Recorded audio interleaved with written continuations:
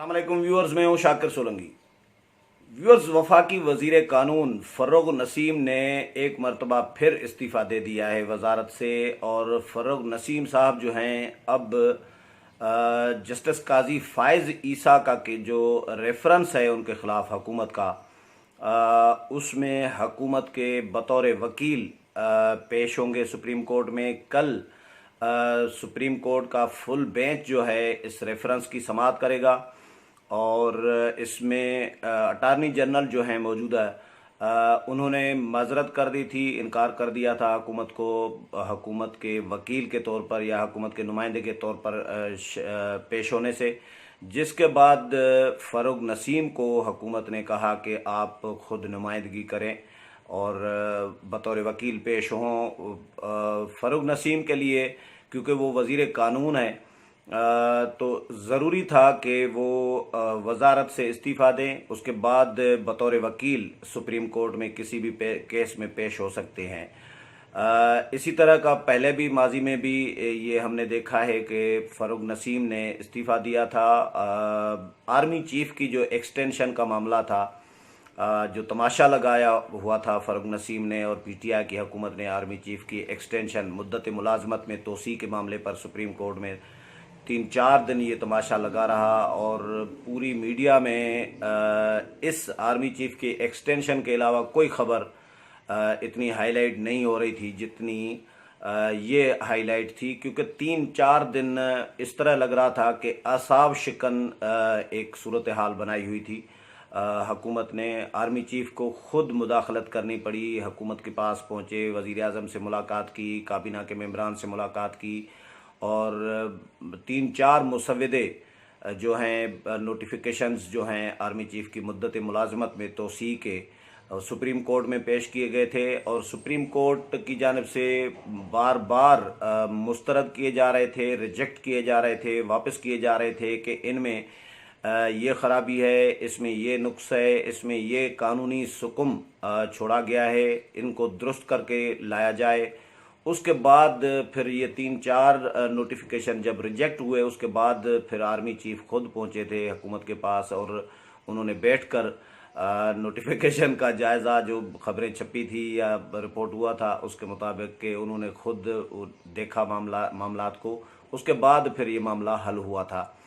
तो फ़र्रुख नसीम का जो कैरेक्टर है, जो किरदार है, वो कोई अच्छा नहीं रहा। अब फ़र्रुख नसीम साहब ने इस्तीफ़ा तो दे दिया है और फ़र्रुख नसीम का मौक़िफ़ ये है कि वज़ीर आज़म इमरान ख़ान ने उनको कहा कि वो इस्तीफ़ा दे दें और बतौर वकील हुकूमत के इस रेफरेंस में पेश हों। अब उन्होंने इस्तीफ़ा भी दे दिया है, वज़ीर आज़म को भेज भी दिया, वज़ीर आज़म ने इस्तीफ़ा मंजूर भी कर लिया है। अब वो कल सुप्रीम कोर्ट में बतौर वकील पेश होंगे। फ़र्रुख नसीम के मैं आपको कुछ इक़दामात गिनवाऊँगा कि फ़र्रुख नसीम का माजी में मौजूदा पीटीआई के दौर में ही, हम एमक्यूएम का दौर इनका छोड़ देते हैं कि एमक्यूएम के दौर में ये अल्ताफ़ हुसैन को नेल्सन मंडेला करार देते रहे हैं। ये एमक्यूएम का जो एमक्यूएम का दौर है इनका, उस पे हम नहीं जा रहे। हम मौजूदा हुकूमत के दौर में जो इन्होंने इक़दामात किए हैं पीटीआई के दौर में बतौर वज़ीर कानून, उनका हम जिक्र करेंगे कि वो कौन कौन से इक़दामात किए जो मुतनाज़ा रहे। आर्मी चीफ़ की मुद्दत मुलाजमत का मामला मैंने बता दिया। उसमें लोग ये डिस्कस करते रहे थे कि आर्मी चीफ़ को जानबूझकर शायद फ़र्रुख नसीम इस तरह कर रही हैं, उनको बदनाम करने की कोशिश कर रही हैं, या पीटीआई की हुकूमत कर रही थी आर्मी चीफ़ को एक इम्तिहान में, एक असाब शिकन सूरत हाल में डाल दिया गया था। ये भी इन पर इल्ज़ाम है कि इन्होंने शायद जानबूझकर ये ऐसा कर रहे थे। ये इल्ज़ाम है एक बहुत सारे लोगों का। लेकिन इसके अलावा मैं एक और बताऊंगा कि जब एमक्यूएम ने इस्तीफ़ा दिया, खालिद मकबूल सिद्दीकी एमक्यूएम के दूसरे वज़ीर थे पीटीआई के दौर में, और उन्होंने जब इस्तीफ़ा दिया तो फ़र्रुख नसीम ने इस्तीफ़ा नहीं दिया। फ़र्रुख नसीम ने को एमक्यूएम ने कहा भी, एमक्यूएम की राब्ता कमेटी ने भी कहा, एमक्यूएम पाकिस्तान की राब्ता कमेटी ने, कि इस्तीफ़ा दे दें। और जब उन्होंने इस्तीफ़ा नहीं दिया तो एमक्यूएम ने इनसे लातल्लुकी का ऐलान कर दिया कि भाई हमारे कोटे पर ये नहीं है। फ़र्रुख नसीम ने खुद अपने इंटरव्यूज़ में एक दो इंटरव्यूज़ भी दिए और उसमें उन्होंने खुद कहा कि मैं MQM के कोटे पर नहीं आया, मुझे वज़ीर आज़म ने खुद सिलेक्ट किया है और सिलेक्ट का लफ्ज़ में मेरे ज़ुबान से निकल गया है। तो सिलेक्ट आप समझ सकते हैं, तो ज़ाहिर है सिलेक्टेड हुकूमत है तो सिलेक्ट ही करेगी। वज़ीर आज़म खुद सिलेक्टेड हैं तो ज़ाहिर है सिलेक्ट करेंगे वज़रा को भी। तो फ़ारूक नसीम साहब का ये कहना था कि वज़ीर आज़म ने खुद अपने कोटे पर मुझे लिया है, लेकिन बहुत सारे लोग, बहुत सारे तजिया निगार, बहुत सारे सहाफ़ी, बहुत सारे सियासतदान ये समझते रहे हैं कि ये वज़ीर आज़म के कोटे पर नहीं है बल्कि मुक़्तदर क़ुव्वतों के कोटे पर हैं, इस्टबलिशमेंट के कोटे पर हैं। असल जो अख्तियार बाख्तियार क़ुव्वतें हैं उनके कोटे पर है। तो फ़ारूक नसीम ने बहरहाल इस्तीफ़ा नहीं दिया, MQM ने इस्तीफ़ा दे दिया, हुकूमत से यानी काबीना से अलग हो गई।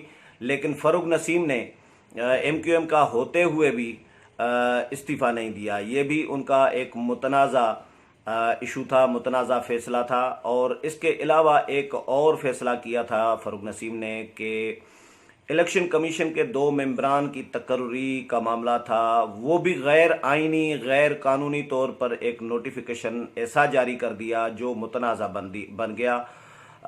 इलेक्शन कमीशन के 2 मेंबरान की तकर्री वज़ीर आज़म और अपोजिशन लीडर ने मुश्तरका तौर पर मुशावरत के साथ करनी थी। ये आइनी तकाज़ा है।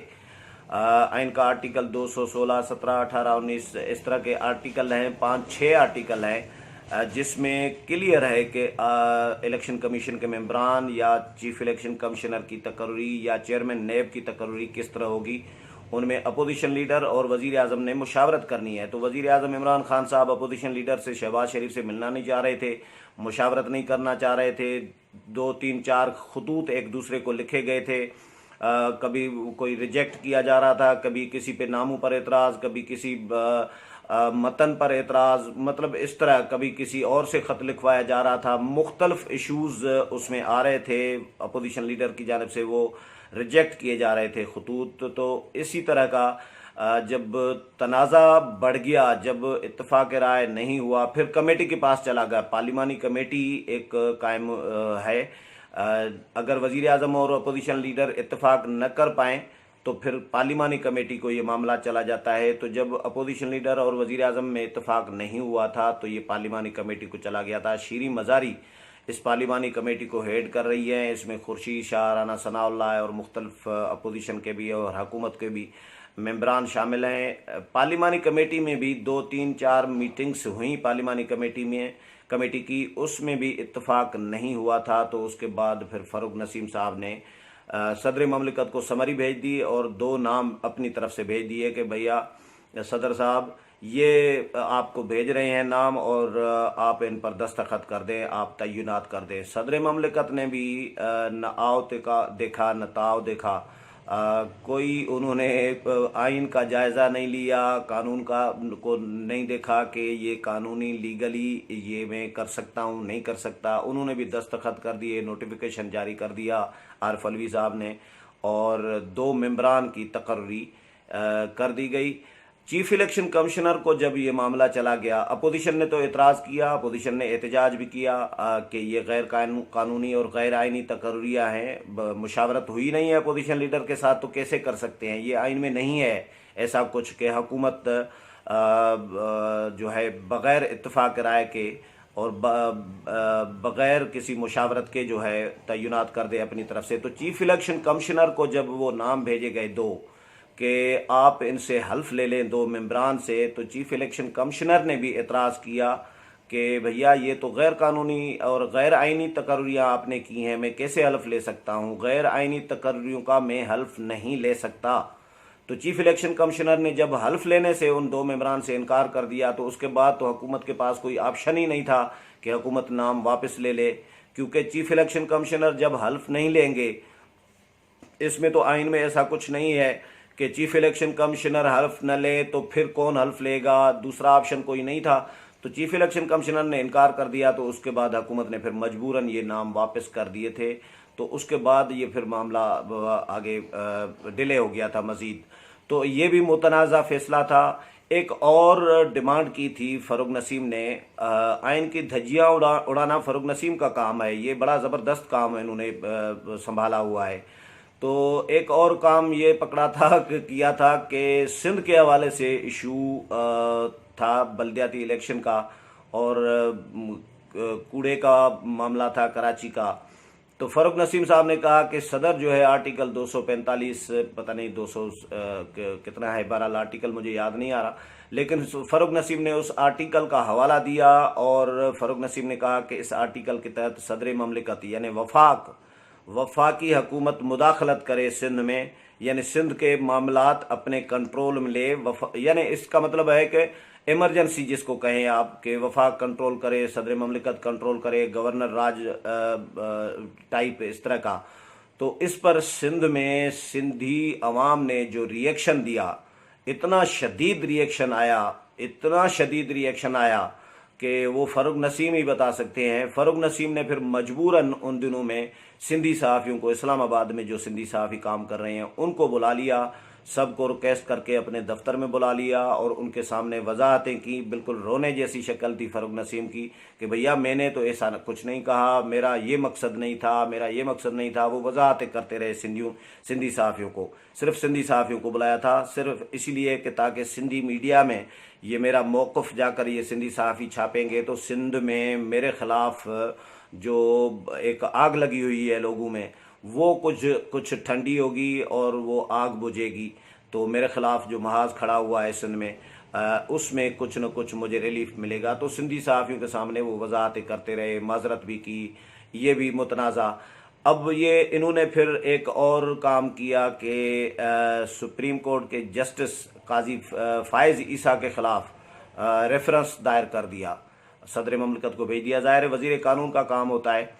तो काजी फ़ायज़ ईसा ने सुप्रीम कोर्ट में बड़ी फ़ाइट की है इस रेफरेंस के ख़िलाफ़, और काजी फ़ायज़ ईसा ने अभी जो दरख्वास्त आखिरी जो जमा कराई है सुप्रीम कोर्ट में, उसमें जो फ़ारूक नसीम के बारे में उन्होंने अल्फाज इस्तेमाल किए हैं, शहजाद अकबर के ख़िलाफ़ भी, अनवर मंसूर के हवाले से भी, फिरदौस आशिकावान के हवाले से, बहुत सारे लोगों के हवाले से, लेकिन उसमें फ़ारूक नसीम को भी आड़े हाथों लिया है। उनके बारे में कहा है कि ये फ़ारूक नसीम अपने ही अटारनी जनरल अनवर मंसूर को इन्होंने झूठा करार दिया था, और इन्होंने ये अल्ताफ़ हुसैन को नेल्सन मंडेला करार देते रहे हैं।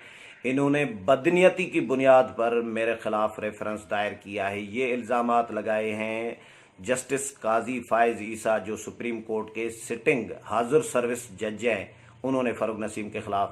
तो फ़ारूक नसीम ने जब आर्मी चीफ की मुद्दत मुलाजमत का इशू था, उस वक़्त भी इन्होंने इस्तीफ़ा दिया था। हुकूमत ने कोई पेश नहीं हो रहा था, दायरे वकील शकील या कोई अटारनी जनरल, तो इनको हुकूमत ने कहा, इन्होंने फिर इस्तीफ़ा दिया। सुप्रीम कोर्ट में जब चले गए तो इनका लाइसेंस बहाल ही नहीं था सुप्रीम कोर्ट बार का। तो जब लाइसेंस पाकिस्तान बार काउंसिल ने जिसने वो जो कमेटी है, कमेटी करती है, तो वो कमेटी ने इनका लाइसेंस बहाल ही नहीं किया था। जब लाइसेंस बहाल नहीं होता तो वो वकील के तौर पर पेश नहीं हो सकते। तो मैंने उन दिनों में जो कामरान मुर्तज़ा हैं, JUI के सेनेटर रहे हैं और सुप्रीम कोर्ट बार के सदर भी रहे हैं, उनका मैंने इंटरव्यू भी किया था अपने यूट्यूब चैनल पर, और उन्होंने भी कहा था कि सुबह को सुप्रीम कोर्ट में वो पेश नहीं हो सकते, उनका लाइसेंस बहाल ही नहीं है। और हुआ भी ये कि उनको सुप्रीम कोर्ट में जब वो पेश हुए, चले गए, तो उनको वकला ने एतराज़ किया और सुप्रीम कोर्ट में उनको दलाइल देने नहीं दिए, तो लाइसेंस ही बहाल नहीं था। सुप्रीम कोर्ट ने भी कहा कि पहले लाइसेंस जाकर बहाल करा के उसके बाद पेश हों, तो उसके बाद फिर इसी तरह उनको वापस कर दिया गया था। तो अब जो है इन्होंने इस्तीफ़ा दे दिया है। ज़ाहिर है उनका लाइसेंस सुप्रीम कोर्ट ने कहा है कि बहाल करा के आए। अभी दोबारा वो उनका सुप्रीम कोर्ट जो लाइसेंस है वकालत का वो बहाल होगा तो वो कल पेश होंगे। फ़िलहाल उन्होंने इस्तीफ़ा दे दिया है। अब ये इस केस का फ़ैसला होगा, उसके बाद फिर ये शायद वजारत वापस ले लेंगे। उम्मीद है प्रोग्राम पसंद आया होगा। अगले प्रोग्राम में फिर मुलाकात होगी, तब तक इजाज़त चाहता हूँ। अल्लाह हाफिज़।